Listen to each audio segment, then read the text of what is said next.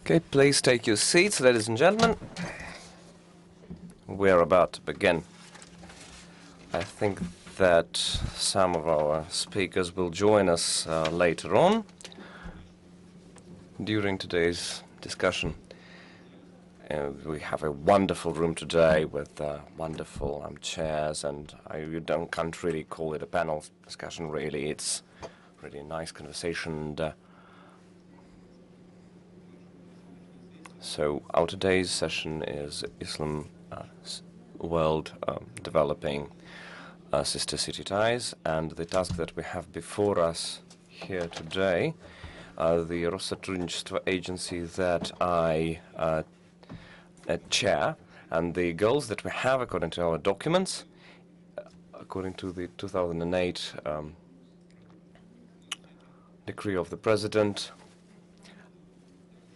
and so the goal that we have here now today is to. So Dmitry Volvich will join us here today to discuss that, and he will address us on this topic as well.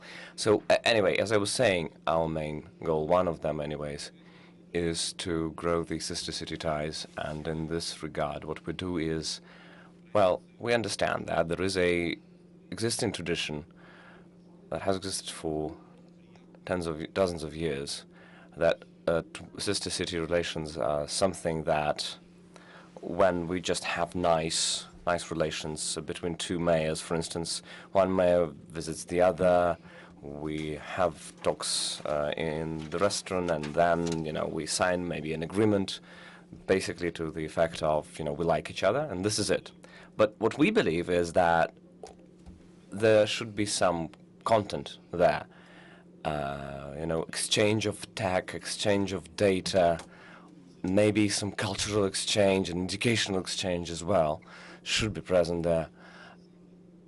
And starting from the most basic things having to do with municipal governance, local governance, we can move on even to ideological issues. And at this forum that we're present in today, the inter-regional and inter-city, inter-town relations content side should be present. And so what we have here present today is the researchers and doers that understand the importance of such approach. And I think we can talk about a number of issues pertaining to the agenda that we have today. And I must warn you that I'm a vicious moderator, and we have a 7-minute allocated per speaker, and I will have timer on because I'm a vicious moderator, as I said. And, this is just to part the time accordingly so that everybody would have a chance to speak, because, I value your opinion and the message that you have for all of us. So I would like to present the panelists we have today, the experts we have today, in the order in which it would help you. In the order I will give them the floor. And so the first is Mr. Metchen, Mayor of Kazan, and so let's welcome him. Then we have Albir Kurganov, Chief of the Spiritual Assembly of the Muslims of Russia, member of the Public Chamber of Russia. Then we have Muslim Malik, who is a chair of the International Institute of Advanced Islamic Studies and the next Education Minister of Malaysia. Then we will have Dmitry Volvich, the Economic Development Vice Minister, who will join us a bit later. Then we have a brilliant Eastern Studies researcher, Vasily Kuznetsov, from the Rus Oriental Studies Institute. Then we have another wonderful researcher, Timur Kanalishev, the Vice Rector of the Kazan Federal University, and then we will give the floor to Sandra Ignatievna to sum it all up. So, first off, Mr.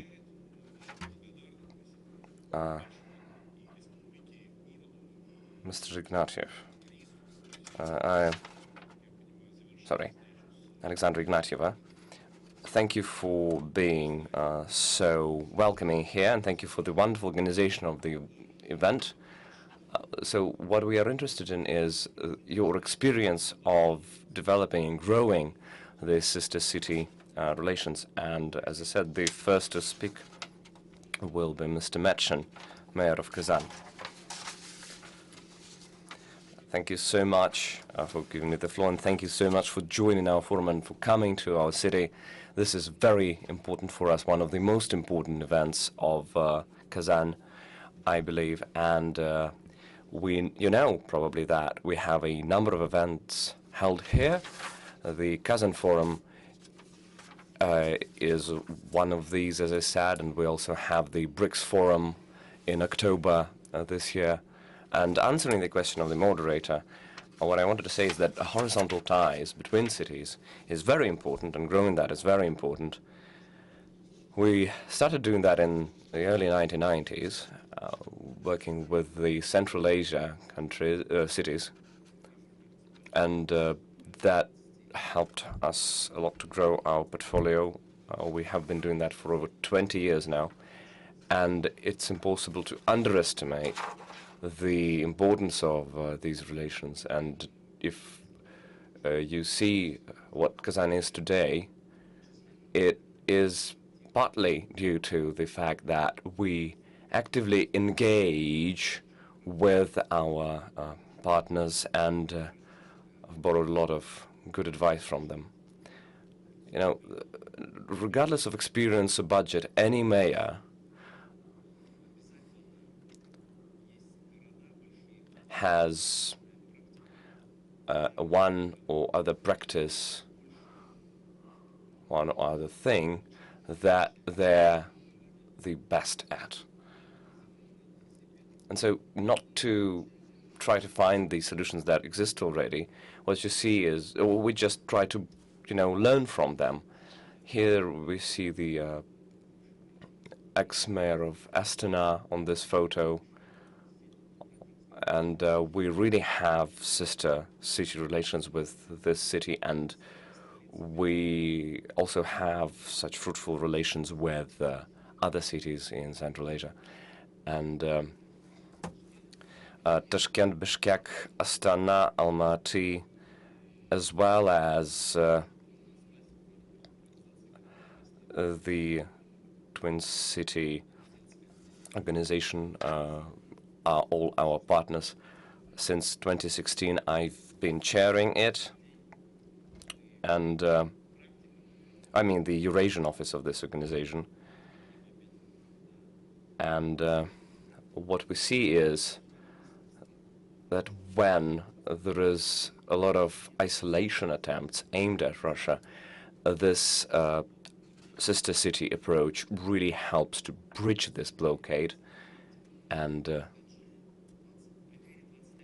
so I think in November 2023, we went to John, and really the web plays and the modern tech does a lot of bad things to us, and it really kind of mutilates the picture that you have. But in South Korea, what I saw was that in Latin America and in Asia and the Pacific and Africa, there the approach to Russia is quite different from what you can see portrayed in the Western media, what you can see if you are too much online. So when I went to this conference, I didn't say who I was. I was sure that I would have some problems because I thought that we were isolated. But during this event, I then became chair for a 4-year term of the municipal organization of the United Nations. And, you know, as you said, right, as the moderator has just said, there is a lot of tea drinking going on, but it is also something that facilitates this, you know, going to restaurant thing, really facilitates the practice exchange. But this is not the only thing that we do. I won't go into detail on all of the things that we learn, but we're open for dialogue, and we have 71 agreements on sister city relations. Mostly these are those that you probably know. You know, we've are very friendly with Istanbul and Ankara and Antalya, and we also have close ties with our Chinese sister cities. We have 71 agreements, as I said, and we are being very prominent in this sister city international stage. A lot of those partners that we have visit Kazan. In October, we're going to host the BRICS Forum, where Russia is the chair, and we had an idea with regards to these BRICS cities, and our initiative was broad that we would establish this founding association of the capitals of BRICS countries, capitals, and we have applications from Brazil, Africa, from India, from China, from the cities of CIS, because it would be BRICS Plus. We have application from Turkey. There will be the whole range of associations, of cooperation, and I think that it will be a whole new world and with a lot of perspectives, and we have issues to discuss and an interesting agenda to dive in, and we can speak about the development of our city, starting with the relationships in small and medium-sized business and bigger business, and this new aviation corridors, the student exchange, sport exchange, and competitions. And indeed, it is a whole path to go, and we as the leaders, as the mayors of this BRICS Cities Association, that we can promote in future. And we have a lot to share, and I remember that it will be a signal informing us that my time is out, but I really would love to share on how many events we host and we planned, and here I see this huge perspective in terms of the future development of this association of BRICS cities, and I hope it will be very successful. And taking this chance, I would like to invite everyone to join us on the 21st. We'll have this meeting on establishing this event, and we have first applications, and we'll have this festive Sabantum, and on the 23rd we'll have sport events dedicated to this launch, the sport games within BRICS cooperation, and this will be the highlight, the final event of our meeting. So we would like to thank Rossotrudnichestvo, starting with Kosachev and other representatives, how much you helped us all through the world. And indeed, it's always our hospitable home where we can come and return to, and every Russian citizen, resident can come to this house and be comfortable. So we are very thankful to all the regions and all the municipalities, but I would like to thank Rossotrudnichestvo for our cooperation within these years, and I think that we'll have a beautiful cooperation, and we'll bring the best whatever we do, no matter what we overcome, distances, when we go overseas. We are open, we are eager to learn from each other, and we want to know news from each other. And we also expect our colleagues from the Emirates, and when I had a meeting I think 5 years ago with the mayor of Dubai, and I entered the building, and it was the middle of the working day. It was not lunchtime. They were so good in digitalization. Everything was remote, and I thought it would be my dream not go to this job place. Not about that, but it was about this present in this 9-storied building, because they were working on remotely and distant work, and it proved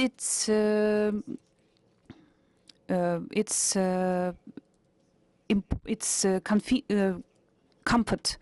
And we understand that we faced these issues when people were having these obstacles to stay in this premises. And then the first time ever, I was so admiring this solution to have this digitalization, to bring these job places to be on remote, and not to make people come for some papers, for applying to something. So let's say zero was the number of people present. But then still, when we speak about this artificial intelligence, we really need involvement of personal and present of people, how to manage everything, how to do logistics, and how to react to emergencies and so on. And therefore, artificial intelligence cannot replace human beings. We must control everything, manage everything, and to do logistics. So thank you very much. First of all, I would like to say thank you to you personally and to Tatarstan. We reiterate all the time, and it is so true in terms of Kazan and other municipalities and other regions, and how we consider our cultural centers that are distributed all through the world, and we use your platforms, and we use your grounds, and Rossotrudnichestvo enjoys this cooperation, and indeed we need to strengthen our cooperation. And as for today, Rossotrudnichestvo now develops the methodological guidelines on how to work, how to operate with partners and colleagues abroad, and in the nearest future we'll show it to our international affairs ministry, and we'll prove that it is important, is true, and we'll share on what we will come up with. So why should we do this? This list of your twin cities relationships and the contacts, not 71 but 79. We count not only formal twin cities ties, but also cooperation projects, and we are very precise, peculiar in having these figures stated, and we really are proactive in how we consider all the cooperation projects. So what we face today, we understand that some communications relationships, they stop with some countries, and in some cases we have new perspectives. Do you have such examples? So coming to this example, this case that I brought about to John, and I met in 2022 the delegation of this association, and we started talking about the news, and of course there was the transformation, and there was new times that are coming in, and this friendly countries and unfriendly countries, and even within this community of unfriendly countries, there are mayors of the cities that are very precise, and they are not happy that the Italian community, Germans, that they are not happy that the big brother from across the ocean, the U.S. lobby, that they are influencing the atmosphere. And some countries, they come in and they shake our hands, saying that the president of our country is right, saying and stating this multipolar world, and we understand. We have these conversations in our families, in our houses, and globally. We speak out loud, but what we mean, and after this special military operation started in 2022, it was shock for me, and this colleague from Senegal came to me and said, you were so good, we vote for you, and they have this good memory of this unfairness that they faced from centuries to centuries, and they understand what we claim, and they say that you give us respect, and this one polar world, but multipolar world, and please send us respect, pass our respect to Putin, because they understand. And so, if we speak about the Western world, 7 billion, and if we cannot not count Africans and African representatives, because if we don't count them, then the Western world has much less people, and then they understand. They are fond of football, by the way, and they come to our meetings and BRICS meetings. So we have president of the Municipal Union of Brazil, and so such honest statements, and this is about person-to-person comments. And if you enter media, you have another information, but then you come personally, you have these meetings, and we are met, our delegation is met as heroes. And we, on the level of municipal cooperation, we will promote this diplomacy, these ideas, and I must say that the world is for us and stands with us. And I am a person participating in different events. So in June, I go to participate in this World Summit of Mayors of the cities, and I am invited there, and the whole world will be there, and they want to listen to us, and not everything is the way they want it. They cannot just neglect us and isolate us. So thank you very much. I would like to give the floor to our next speaker.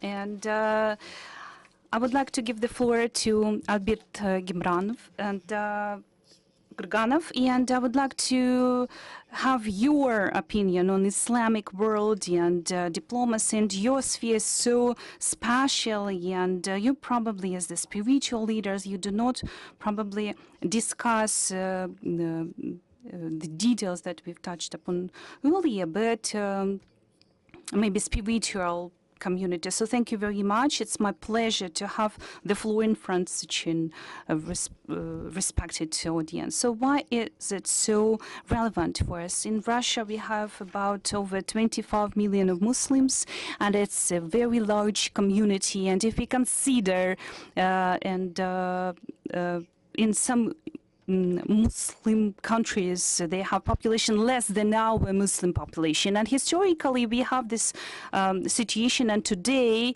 it is the same. The Muslims of Russia, they have this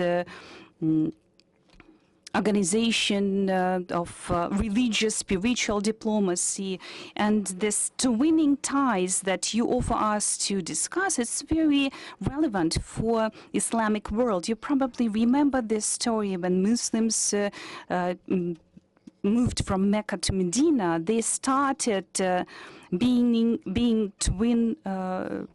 this twinning ties from Muhajir from Mecca, and they built these ties, and 15 centuries of this Muslim twinning ties, and Muslims, they really understand it.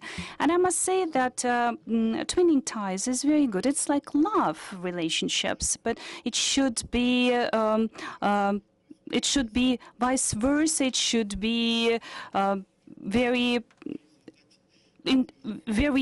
sincere, and it's two ways relationships. And we need to be together. We need to follow the same path. And I would like to agree with our mayor that today, not only in the Islamic world, but in the countries with very ancient history and culture, that they agree with the path that Russia chooses in terms of our traditional values, saving and 709 law by the president of Russian Federation, how people start thinking about that, how they visit Indonesia, how I visited Indonesia several times, 3 times recently, and I also participated in the delegation visit to Russia from Indonesia, and it was a great interest expressed on legislation. I would like to welcome everyone on behalf of Spiritual Assembly of Muslims of Russia. It's one of 4 state federal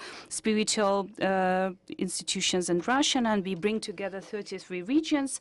And our colleagues with the public chamber, we also pass their regards. So in our contemporary world life, this twinning ties movement is very important for Russia. And I would like to bring the concept in international concept of Russia stated in 2023. We state the importance of strengthening the ties with these friendly Islamic countries, and we should promote on development of international relationships and organization of traditional regions as the factor of soft powers.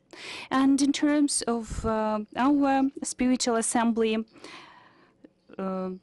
examples of our cooperation, I would like to bring more cases. So the special consulting status with the ECOSOC of the United Nations organization means that there is a lot of respect for us.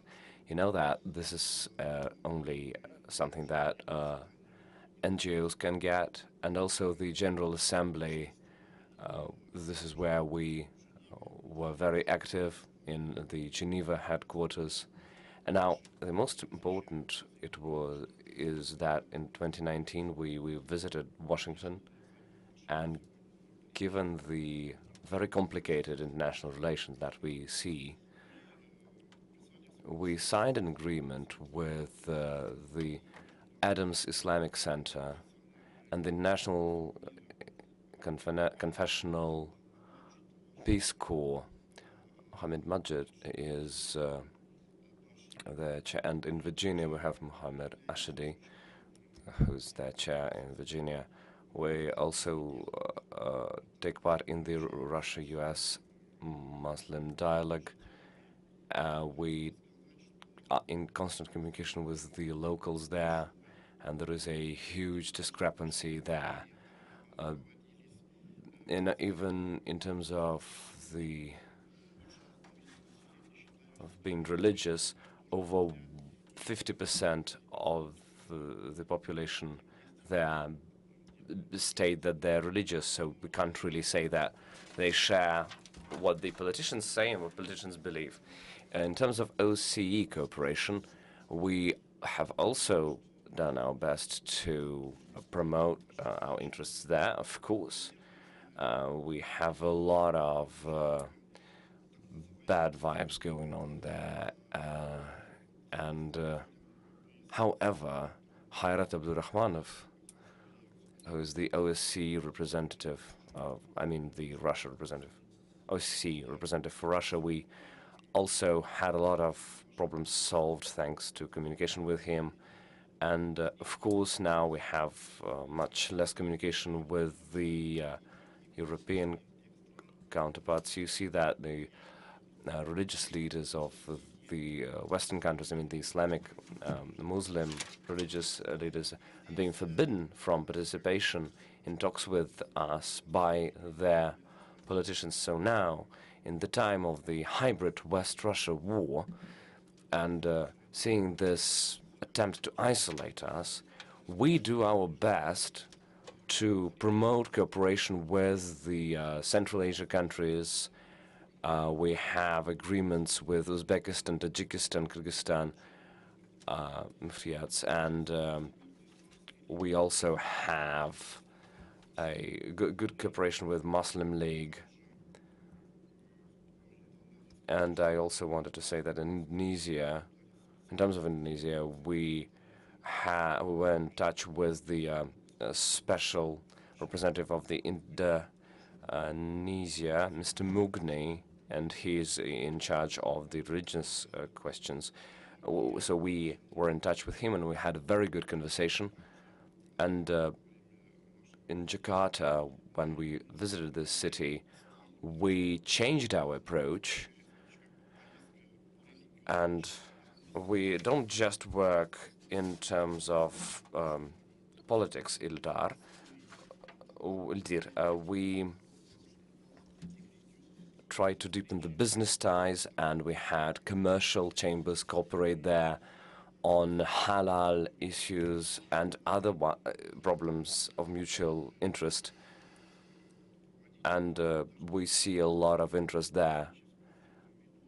President Widodo, president of Indonesia, when he had a meeting with President Putin, also said that there was a lot of opportunities there. Mr. Mohammed Sani Al-Arabi, we also had a meeting with him when we were in Malaysia, and we worked on Hajj Foundation, and the Malaysian experience is very peculiar for the Islamic world because they're very forward-looking, and we have a lot to learn from them. And I believe that in terms of religion diplomacy, we can see that there is a lot of opportunity within the G20. Over these last 2 years, starting with Indonesia, we see a lot of religious leaders being invited to the G20 forums, and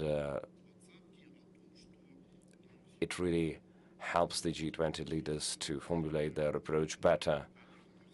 I wanted to tell our Tatarstan friends who are hosting a BRICS forum, there is an idea coming from a number of Islamic countries to have a culture forum dedicated to civilizational issues, and the experience we have seems to be very relevant to them, and they would be very interested in exchanging ideas about that. To conclude, I would like to share one story with you. When I was in Azerbaijan, we took part in an investment forum with Guinea, and there is a lot of work being done in Africa. Of course, this is what we see from the Russia-Africa Forum, that there is a lot of tie building going on, a lot of student exchange. African students really want to go to Russia, and African countries want to have larger quotas for their students. So this is another thing to keep in mind. And we want to preserve and develop and grow this tradition of peaceful cooperation and mutual respect between countries and cultures, to keep on having this conversation, because the Islamic world, I believe, should be, and it will become, in my opinion, very important for global security development. To, sum it all up, really, I wanted to cite Mr. Putin. On the 7th of May, he said that we're very forward-looking, and we have new projects having to deal with growth and make this growth even more dynamic. So I wish you all good health and all the best. Thank you so much, Mr. Kurganov. Thank you for giving me a good bridge to our next speaker, because you talked about the educational quotas, and I wanted to remind you that over the 4-5 years, the education quotas have grown 2 times. It used to be 15,000 people. Now it's 30,000 people that come to learn in Russia, come to study in Russia from abroad. There is a lot of Africans, of course, and young people from Africa. Now we have this number plateauing and flattening a bit. So when there is a high competition in these universities, what we do is we try to increase the quotas. So make this system grant-based is something that we should promote. The thing is that those foreign students don't get any kind of monetary support, and of course this is a huge challenge for those in Africa of more humble means, because you can see a guy or a person, a young man or a girl to get to Russia but not have enough money to study here. So now I'd like to pass the floor to Masli Malik, a chair of the International Institute of Advanced Institute Studies, and I do recall that you used to be a Minister of Education of Malaysia, and maybe you have some ideas with regards to the humanitarian cooperation between our two countries.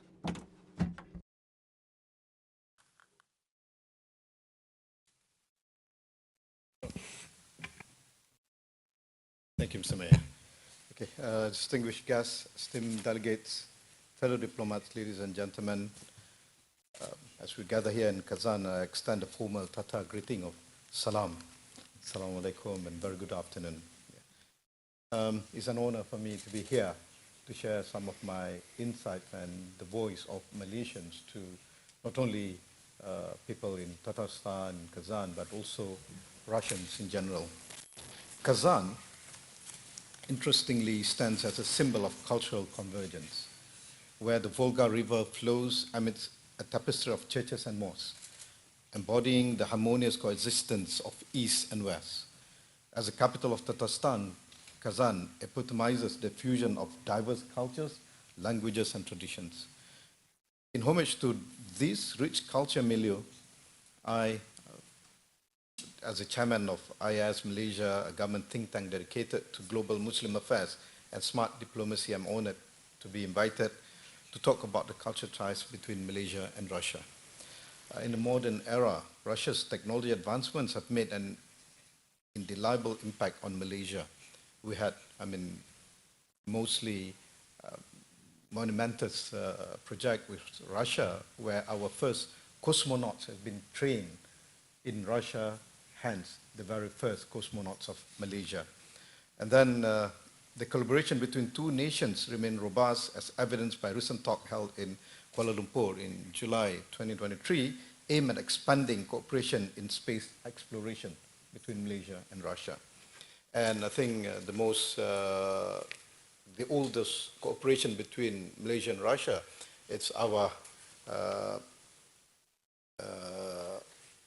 benefits from Sukhoi jet fighters that we have used for our air defense. Ladies and gentlemen, in line with the theme of my speech, Malaysian-Russian relations, prioritizing culture over politics for smart diplomacy, allow me to elucidate 4 key reasons by emphasizing cultural ties and yield more fruitful, effective, and astute diplomatic outcomes. First, cultural ties form a robust foundation for diplomatic relations as they cultivate trust and mutual respect. Prioritizing cultural exchange serves as a bridge between nations, fostering a deep understanding that transcends political differences. Yes, we know that in this modern era, politics divide more than unite people. Appreciating each other's customs, languages, and heritage establishes a strong bond, laying the groundwork for enduring relationships between Malaysia and Russia. Education is part of this, as you mentioned earlier, and as a former Minister of Education, I've witnessed that since 1970, we have a very strong cooperation when it comes to education, but it's not at that level yet. We need to enhance. Since 1970, student exchanges between the University of Malaya and Soviet Union began, resulting in 111 Russian students currently in Malaysia and 849 Malaysian students in Russia. But we need more. We need more exchange. We need more students from Russia to come to Malaysia and more Malaysian students to come here. Similarly, we need a lot of researchers, professors of Russians to be in Malaysia and Malaysians to be in Russia, especially in Kazan. These exchanges strengthen education bond. Dr. Viktor A. Pogadayev, a distinguished Russian author and language expert, taught at University Malaya, Malaysia from 2001 to 2016, offering courses of Russian language, culture, and literature. Last year alone, Malaysia and Russia signed 8 agreements to further collaboration in higher education. But we're looking furthermore at the establishment of more, for example, Russian language center in Malaysia, like what we have with British Council, for example, Alliance Française and Goethe Institute, but for Russian language, it's not there yet. So we're expecting more and more in Malaysia, and what I heard from Sheikh that he has visited Indonesia. You're welcome to Malaysia. Maybe cultural ties or spiritual ties between Islamic organization in Russia and Malaysia is more welcome. Likewise, we would like to see more Malaysian study centers like what we have in Moscow to be more in other part of Russia, maybe in Kazan universities. Secondly, cultural diplomacy facilitates people-to-people connections, transcending governmental realms to engage individuals and communities. Grassroots interactions such as art exhibitions, educational programs, and language initiatives cultivate a sense of camaraderie and cooperation that supersedes official policies, fostering genuine friendship. Early Malay writings like Hikayat Napoleon, or The Tale of Napoleon, and Syair Perang Ruslan dengan Jepun, or the poem of war between Ruslan and Japan, shed light on Malaysia's perceptions on Russians since long time ago. The former, from the late 1800s, praises the bravery of the Russian army, and also against Napoleon that. And while the later, written in 1906, discusses the strengths of Russian forces led by Ruslan. I believe that this Ruslan must come from Tatarstan. These writings blend real events with imagination, shaping Malay views of Russia since more than 100 years ago. From Malaysia, Muhammad Ashraf Abdul Wahab translated Russian literary classics like Turgenev's First Love in 1961 and Tolstoy's works in 1956, making them accessible to Malay readers. And we're expecting more and more Russian literature to be translated to Bahasa Malaysia, and also Malaysian literatures to be translated into Russians.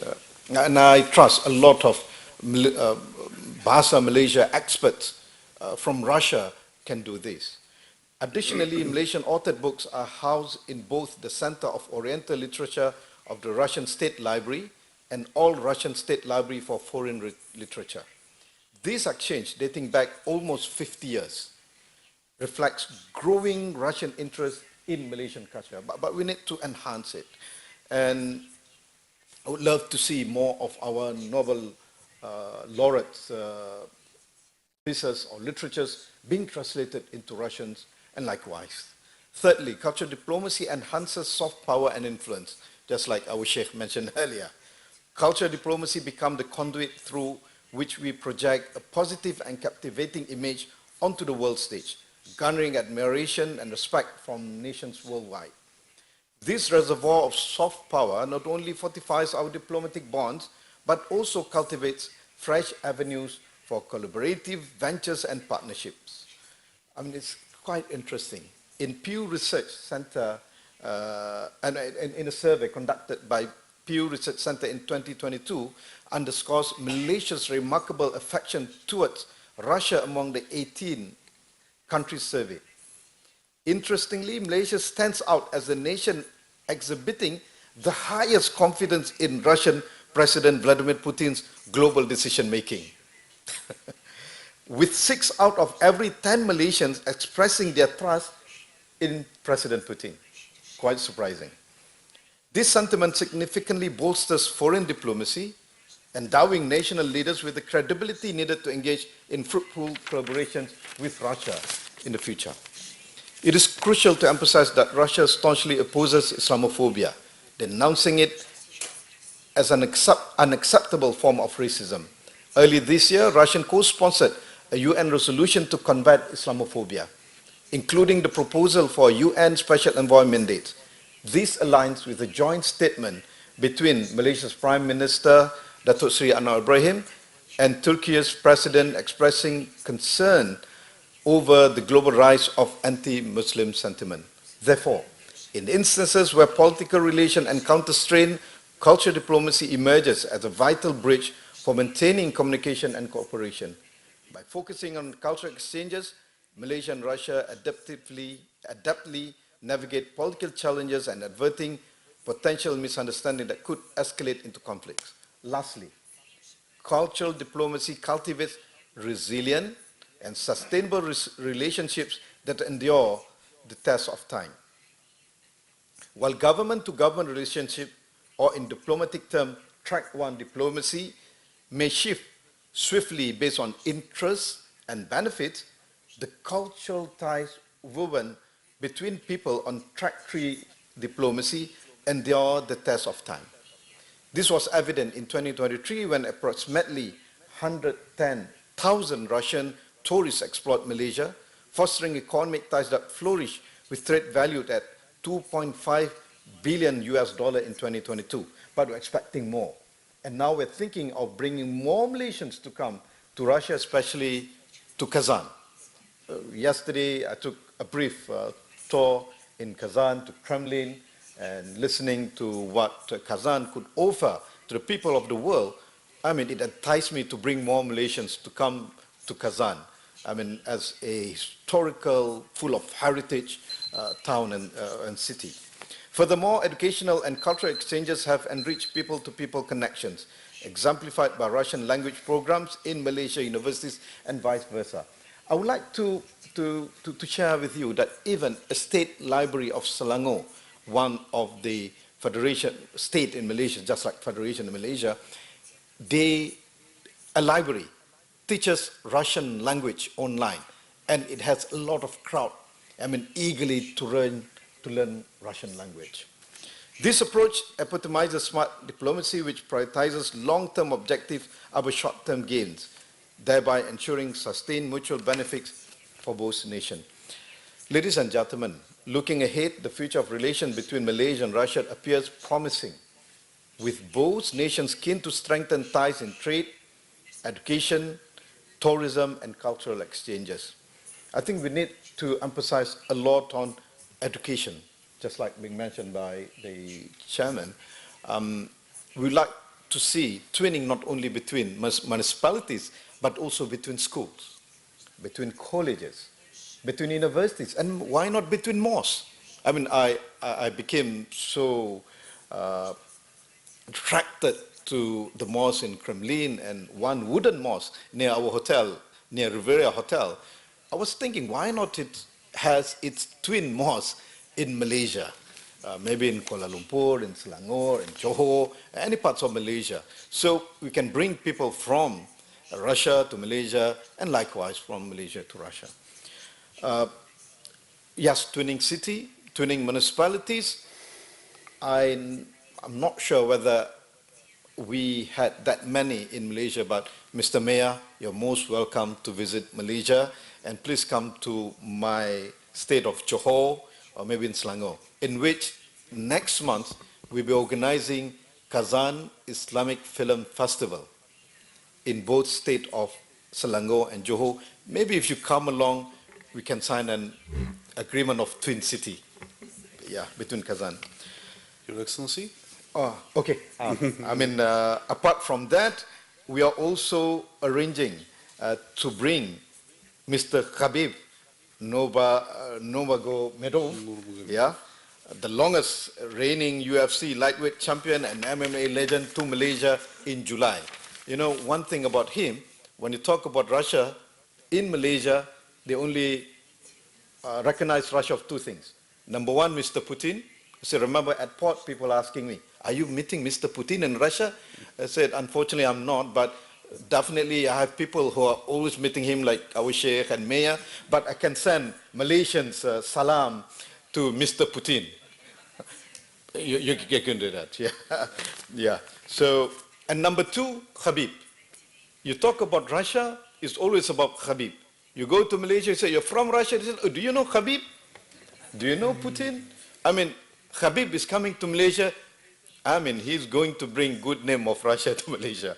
Ladies and gentlemen, as I end my speech, please allow me, Mr. Chairman, to recite a traditional pantun, a traditional oral poetic form in Malay language that resemblance between Russian chastushka and Malaysian pantun is striking, with both consisting of 4 lines with rhymes and featuring opposing parts. Please allow me to recite one pantun on cultural significance of Kazan in Bahasa and in English. Di persada Kazan budaya terkait, masjid dan gereja berdiri megah, seakan irama Volga tersusun berbait, timur dan barat bersama kita gagah. Or in English, in Kazan's heart, cultures entwine. Mosques and churches sit tall and grand, as the Volga weave in rhythmic rhyme, east and west together we stand. Terima kasih, spasiba. Very beautiful. Thank you very much, Your Excellency. To address one of your statements, unfortunately, as an official agency, I mean Rossotrudnichestvo, we need to have an intergovernmental official agreement to open a cultural center. It means, I have a usual joke about it, we have black belt on bureaucracy. We're super bureaucracy. That's why we rely upon contacts with NGOs, with schools, with mosques, and all the things that you've mentioned. Я продолжил бы далее по-русски. Мы переходим к следующему нашему спикеру, который присоединился к нам. And here I will jump into Russian. So we have the Deputy Minister on Economic Development, and I would like to give the floor to Mr. Volvach, the Deputy Minister of Economic Development of the Russian Federation. So what is your idea on this exchange and this soft power, this cultural exchanges, student exchanges? We want to know more from you on how we in Russia build and regulate and implement relationships in terms of your sphere, and how do you see this interaction and twin cities and relationships? So please excuse myself for this delay. We had a meeting with the delegation from Malaysia, vis-a-vis the Minister of Tourism and Culture of Malaysia. We had a meeting for the first time, and we had a big group of representatives of officials and tourism sphere, and we want to promote this mutual interest and to bring Malaysian tourists to Russia and Russian tourists not only to the region of Malaysia. And the figures are not that bad. Before the pandemic, the figures were good, and we are almost there right now after the pandemic, but we need to promote it. Tourism is a beautiful example of such ties between the countries, and twinning ties that are easy to get out of politics and to stay away from politics. Tourism is a good instrument of cooperation and relationships, and how people come and meet and see with their own eyes the countries and the regions. And now we have this order from the market that we need to lessen their limitations and mitigate the gaps and develop their system and to build stronger relationships with our Malaysian partners. In terms of regulations, and here you are so right, let's not dive into bureaucracy, but Of course, we need to have it partial in terms of framing our cooperation, our operations, because we cannot manage any project without regulations. And last year, for example, we made efforts, and there were two important documents signed to assist our regions and municipalities to build international relationships, because it's a huge potential.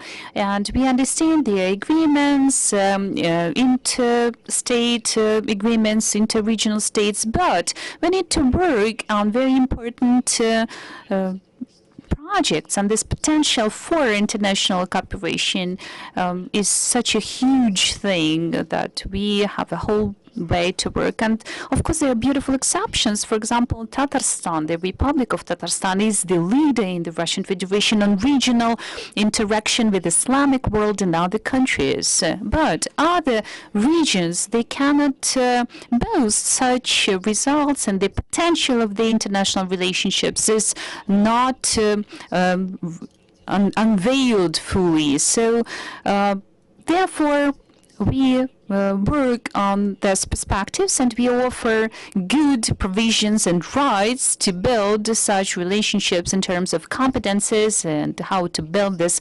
international cooperation and relationships, and starting with business economics, and to bring these relationships to interstate development. And Muslim world as this highlight, this community is indeed very important platform. And for today, this is the task in front of us as regulators, as organizers of the process, not to prevent from development between the countries in the regional level and municipal level, but from another side to help regions to enter this sphere.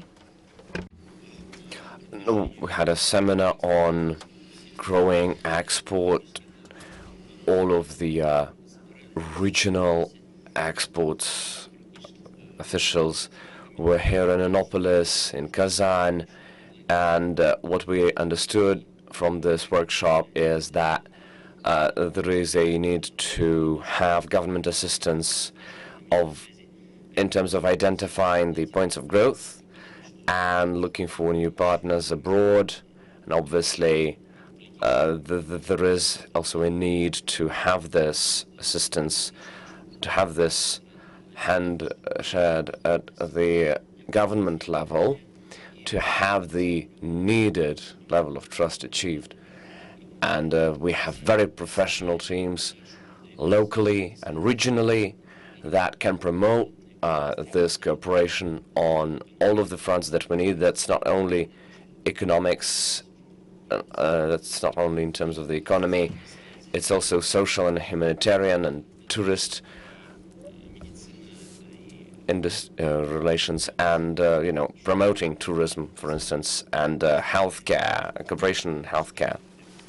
And all that has to do with the particular needs of this or that region. And what we need to do is to coordinate this work, to facilitate it as much as we can, and to direct it maybe, but not to alter it, and not to really impede the progress that can be achieved. We have a lot of experience here, and we have a lot of municipal trans-border cooperation going on. What we have is all over Russia, local governments do their best to build these bridges with their foreign counterparts more, and we try to help them avoid the mistakes that happen sometimes, to learn from the mistakes of others. And we see that region-wise, our goal is to maybe promote it and help our Russians not only to work on MOUs, agreements, and stuff like that, but also make these agreements count and make them lead to specific results. To have very detailed roadmaps with the goals set in, both cultural and economic stuff. You can have metrics everywhere. You can put a number on everything, and to see whether there is progress or not. This is possible, and experience shows that usually this work is only being fruitful when there is mutual respect, and it's always a win-win cooperation if it's done right. The localities and the regional governments of Russia, as well as their partners abroad, do make use of this cooperation and have, as I said, win-win relations. So, of course, we have to, as we usually do here in Russia, to digitalize all of that so that the coordination that can happen and the mutual experience exchange would really happen digitally. That would be great, I think, and thanks to that and due to that, we will have even more mutual respect and understanding between our cultures and countries, both regional and local, and I think there is a lot of capacity here. We've done a lot of inter-state and international and inter-people relation, people-to-people relation, really. And thank you for giving me the floor here today. Thank you so much, Mr. Volvich. I wanted now to switch to theorizing about it and to give the floor to a researcher. So the question I have is it conventional for the Islamic world to have a lot of traditional, not traditional, but horizontal ties? Islamic world originally, as I know and as I see it, has grown very organically, and the nation states didn't used to play such a prominent role there. I wanted to pass the floor to Mr. Kuznetsov, a vice chair of the Oriental Studies Institute of the Russian Academy of Sciences, to elaborate on this point. Thank you so much, Mr. Moderator. I wanted to add a little bit of theoretical framework and to put this framework around what has been discussed now by our friends here today.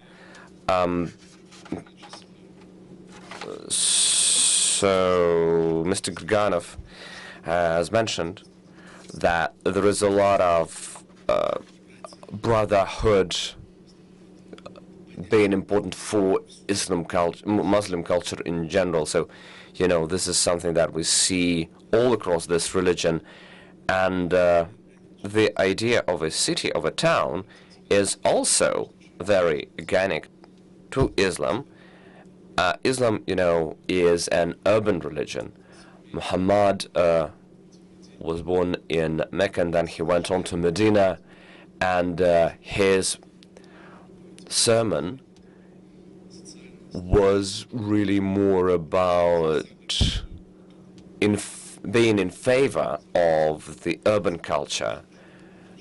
And there is a lot of hadith in Quran that deal with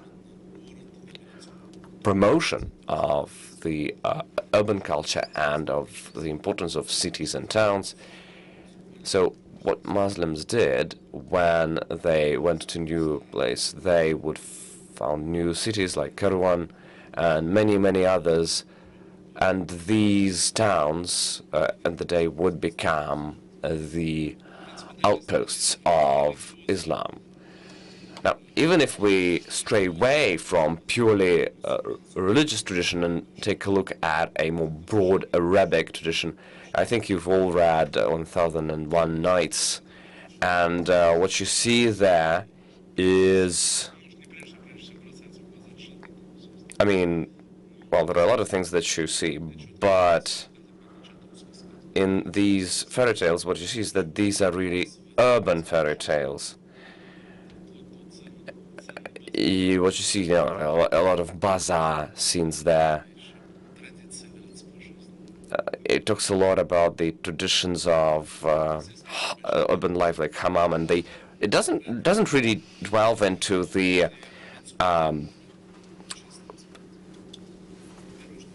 Life in the Village, the 1001 Nights book. So maybe in the agreement that you're going to sign, you can have a preamble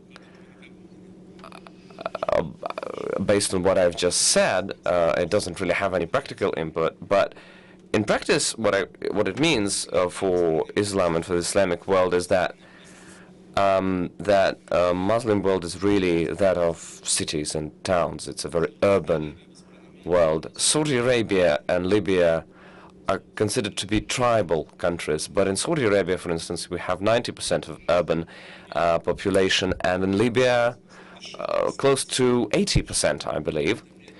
So the Muslim world really is urban world. This rapid urbanization that we see happening there brings a lot of challenges with it for these communities, and some of these challenges are those that we have faced in Russia because we had this stage earlier. The social transformation is one of those challenges, and I think here we can work with our friends in the Muslim world, and the traditional structure gets a rework. The civil society gets formed as well. And this is really something that happened in Russia in 1920s, 1930s. I think you remember Zoshenko, Bulgakov, who talked about that in their literature. These are Russian writers. And they talked about this formation of new urban centers in Russia, of new urban communities. And we know that there was a lot of turmoil associated with it. Another thing that poses a challenge is a rapid growth of urban population. Somewhere it doesn't really happen organically, and it leads to tragedies and very poor outcomes, because there is a lot of structural environmental challenges. This is the second thing I wanted to mention, and this is something that we have to do something about, pollution of water and air and other sorts of pollutions, something that is a direct effect of urbanization. Now, city planning and construction is something that we have to talk about as well. Over the last centuries, well, let's get back to the Middle Ages. We had some urban planning happening, but in the 20th century, we don't really see a lot of urban planning happening in the Arabic world. But now the situation is changing. In Dubai, for instance, there is a lot of that. There are more problematic examples, though, less successful cases, like in Cairo, where the construction happens chaotically, and you really can know what to do with it. And I think this is something that we have to talk about a lot and should address. Digitalization, where Russia has a lot of experience, is something that we can share with our friends in the Muslim world. Another thing is something that Mr. Masni Malik has mentioned, which has to do with educational and cultural cooperation. When we deal with a new sort of society, the society that exists under new conditions and has a new structure, where we see traditional ties being deformed and rotting, and new ones, faced with new challenges, obviously it means that new societies also need new structure. This is something that we see all across the Muslim world, but we also see that happening in Russia as well, because here the society is changing in a different way. We have our own challenges, but we do have to modernize. Now I have to stop. I think this is just some of the things I think that we have to consider theory-wise and in terms of the theoretical framework. Thank you so much, Mr. Kuznetsov. I wanted to pick up on this point of educational cooperation. We as an agency have a lot of cooperation going on, and with the federal and regional universities in Russia, and it is a huge pleasure for us to see how active they are in really stepping up in terms of international cooperation with universities abroad. Not always base, and they don't always base their cooperation on cooperation with local government. So I wanted to pass the floor to Timur Kanalishev, the vice chair of the Kazan Federal University, to talk more about it. I wanted to thank Mr. Kuznetsov for his very elaborate and enlightened speech. You see, there is a lot of dialectics going on between the university and the city. What we see is that there is a lot of tension going on. Historically, cities would expel university communities. We, had some rectors in the Kazan University that would forbid the city dwellers to communicate with the students because they thought that happened in the early 19th century, of course, because they thought that the city dwellers would have a poor influence on the students. Now, of course, everything is different, and the Kazan University being created in the 19th century by, or even 18th century by the Russian emperors, there was a lot of faith put there by the Russian leaders there back then. The first departments of Oriental studies were open here. The Vietnamese and the Mongolian were those languages that were primarily and firstly studied here. And then some of these departments moved to the then capital of Russia, St. Petersburg, because we needed to teach diplomats. And but even now we have 24 languages studied here in the Kazan Federal University, and this goes to say and to show how much we value traditions of our university, how much we respect it. So the majority of people that were in charge of training the Oriental Studies professionals, they were the students of the first initial professors from this region, from Kazan State University at that time. So Tatarstan, indeed, is a magnet to drive students from all over the world, and Tatarstan takes the third place in terms of attractiveness among international students, and we in Kazan, we consider ourselves to be this student city, and the major part of our population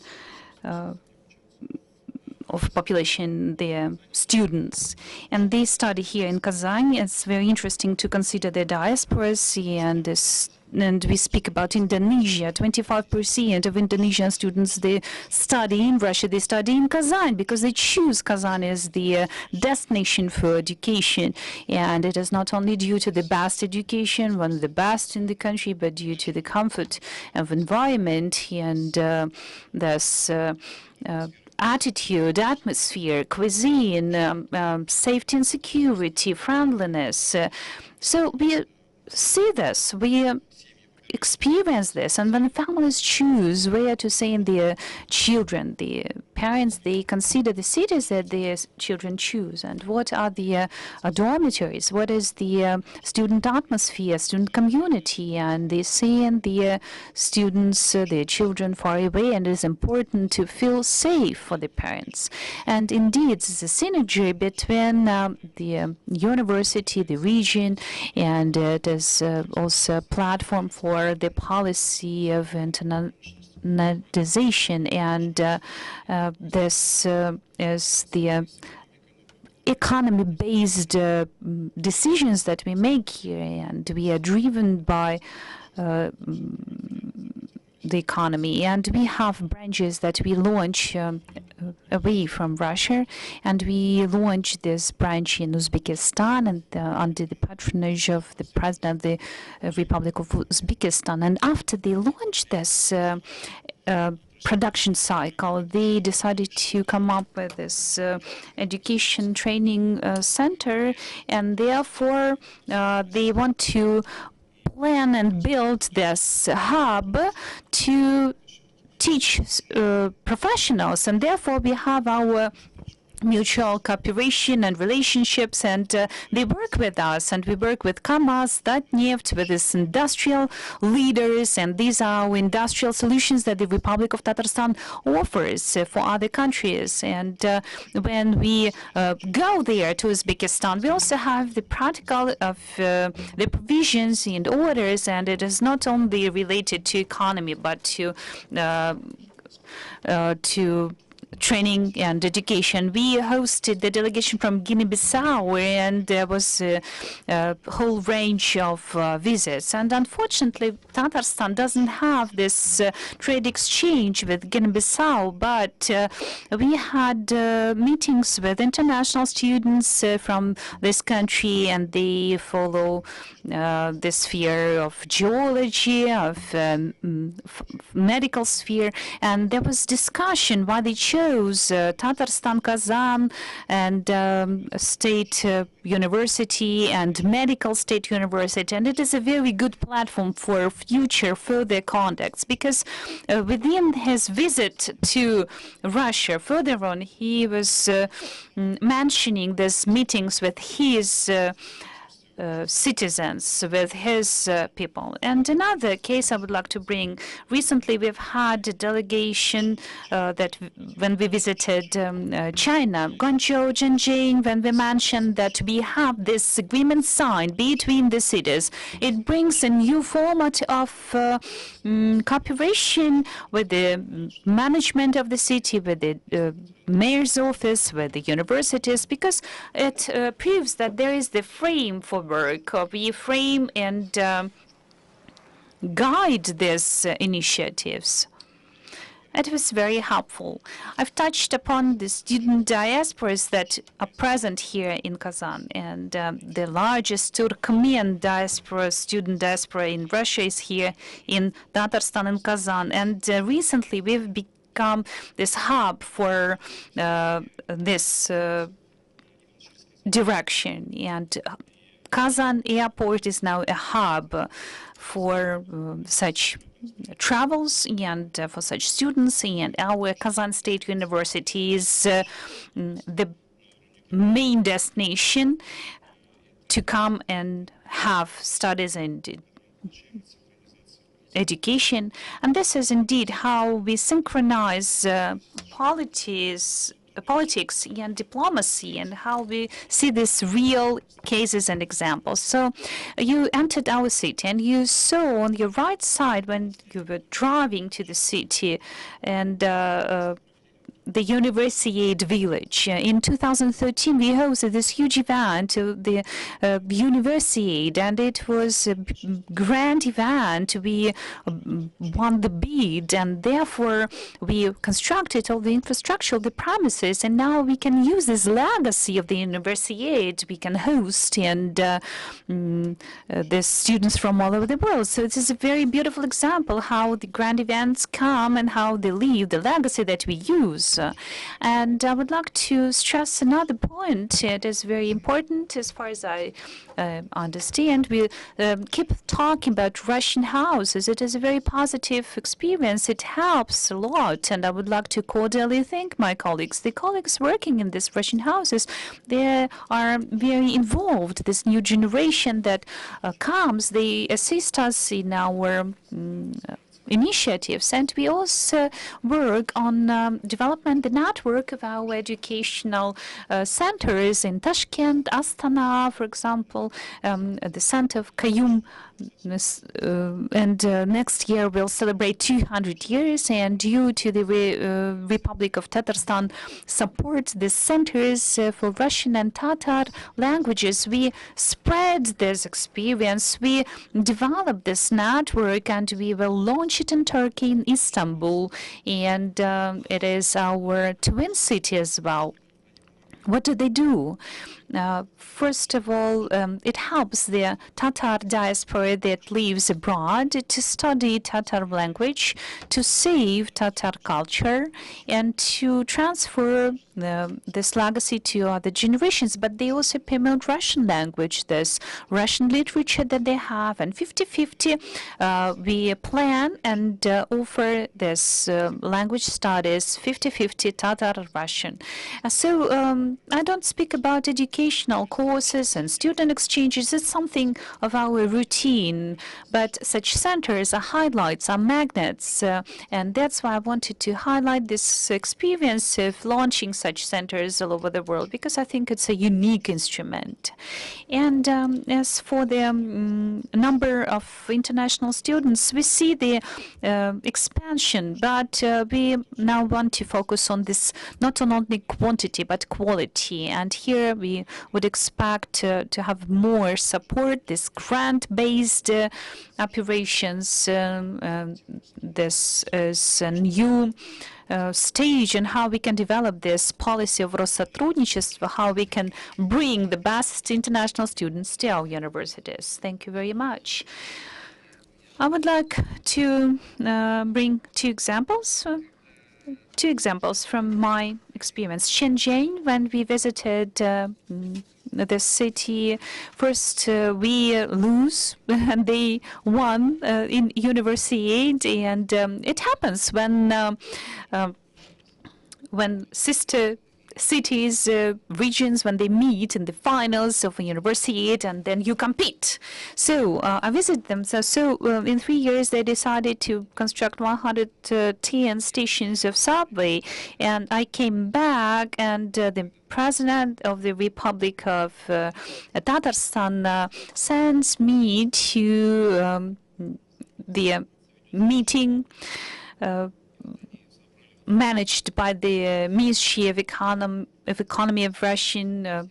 The president of the meeting, moderator was Mr. Novak, the minister, and they say we have no money to construct subway in Kazan. And I just came after China, and the meeting comes to the end, and I say, here I am.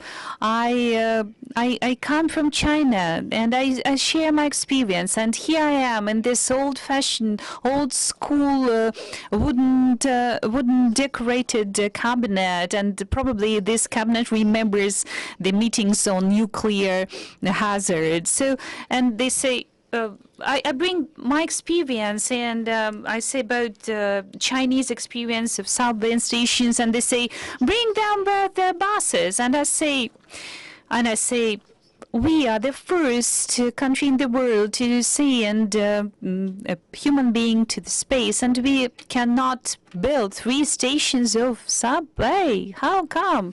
And therefore approved. I fought, and we got that money. And another question was, what do you plan to do with infrastructure? The management of the country decided to hand over the village of the university to the state university, to transfer them into the dormitories, to come up with this campus. And I here meet the president, and I have my report on what will be next. And I say, I just came from my twin city, from a sister city, and initially we had a decision made to build this commercial neighborhood, to offer it for the university as the accommodation facilities, and to sell it. And then 200 years, Alexander II decided to construct this second imperial university, not the one in St. Petersburg. And here we are 200 years later, and we can give it another life, another another story. So please put it into the minutes. We need to do it. We must do it. And this is how we started having these dormitories, this campus of this Kazan State Federal University, and how this legacy, the premises after the university were handed over to the university. So thank you, the president. Thank you, Rais. And we understand the uniqueness of the destination, and we would love to proceed on that.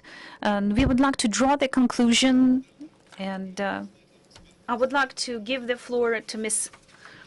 Ignatieva, the chair of the expert council of the Russian Cities Union, and we would like to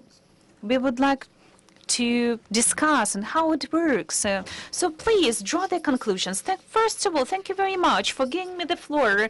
I'm very honored to speak this level. And of course, Kazan is absolutely beautiful, and I would like to bring several words on the organization that I represent. 15 years that I've been leading it, and it exists since 1992 and brings together all the cities of our country, and it discusses, puts the framework of interest for the cities and how we can help them and promote them. So we are a public organization, and we sign agreements with organizations in other countries. And as for today, we've signed 17 agreements that we practically work within.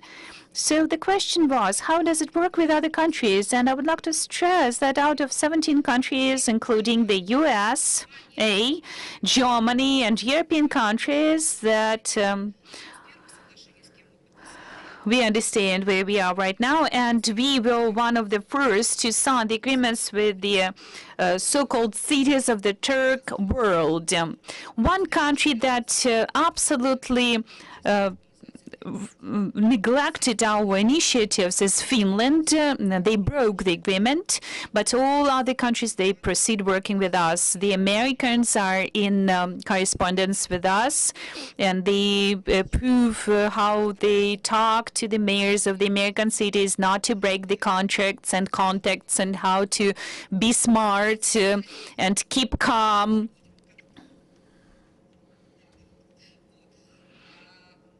So it is very relevant and helpful.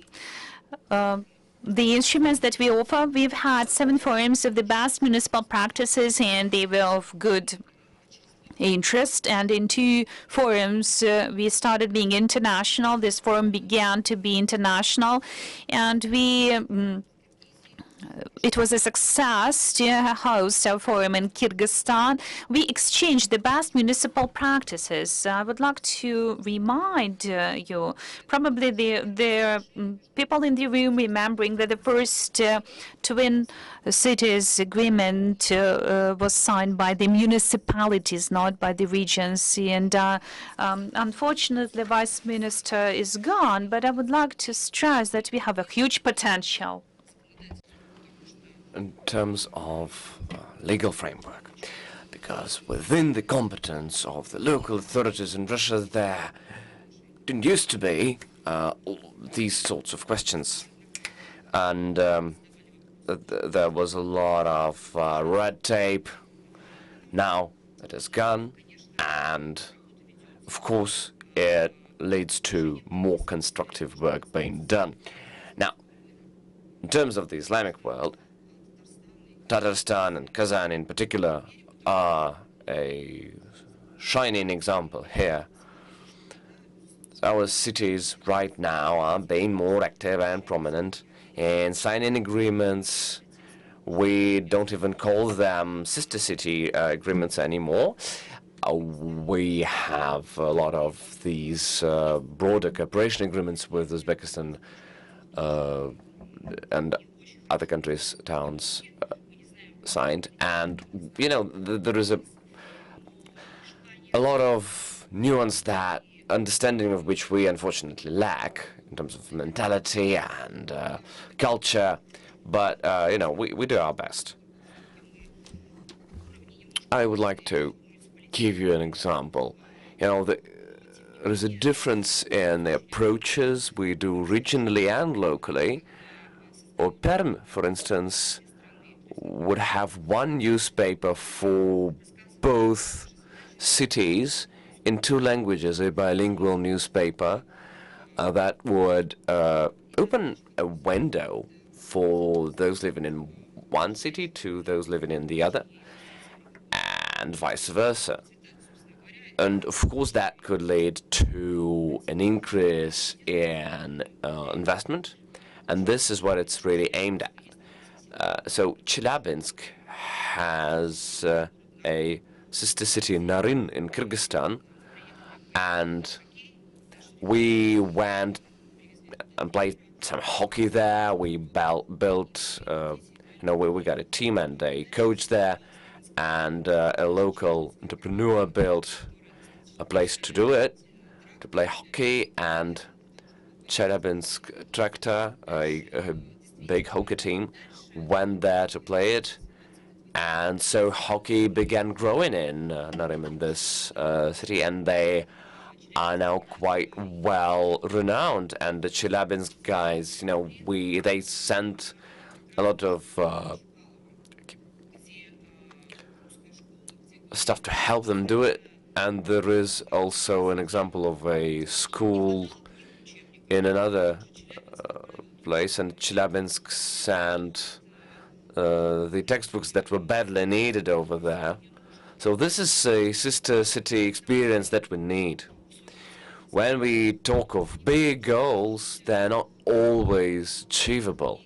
When we talk of smaller things, they are much more feasible, and this is the soft power that we should strive for. And I would really appreciate it if the federal authorities and ministries and agencies would that are dealing with international relations would pay some special attention to the local authorities, to the sister city relations, because I think that there is a lot of growth opportunities here. I think we might have more forums where where we could see some experience being exchanged, and there is a sister organization in Kyrgyzstan, and they're ready to exchange people en masse. The whole local administrations can visit one another, because our CIS neighbors are really interested in our best practices in terms of local governance, but we don't always have money to do it. We know that there are some grants being put forward by Rossotrudnichestvo. Maybe we could have one dedicated to this sort of workshop series.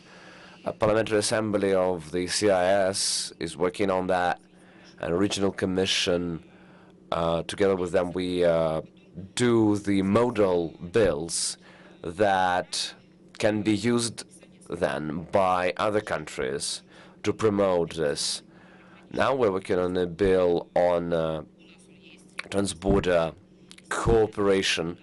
This is one law that we have in effect right here, and we are working on a model bill to multiply this, to extrapolate this experience to the CIS countries.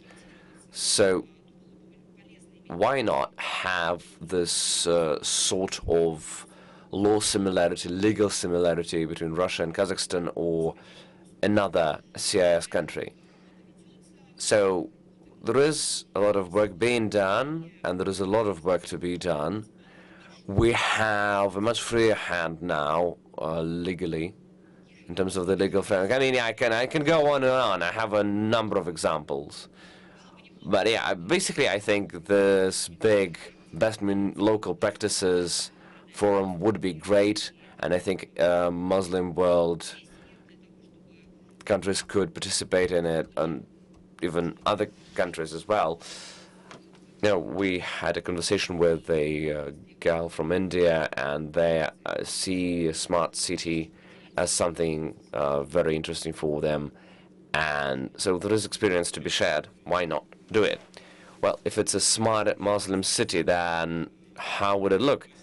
It sounds really interesting. Thank you so much, Alexandra Ignatieva. I wanted to thank not only you, but all other panelists who share their extraordinary knowledge. And because we have covered a number of subjects, from some particular projects that we have to real theorization of the issue, and we talked about some specific things that can be done, and Rossotrudnichestvo would be very keen on working with you on all of the things that we've mentioned. I think we would do the thing that we do best. We would promote international cooperation. I want to thank the panelists and thank you all for coming. Great having you here. Over and out.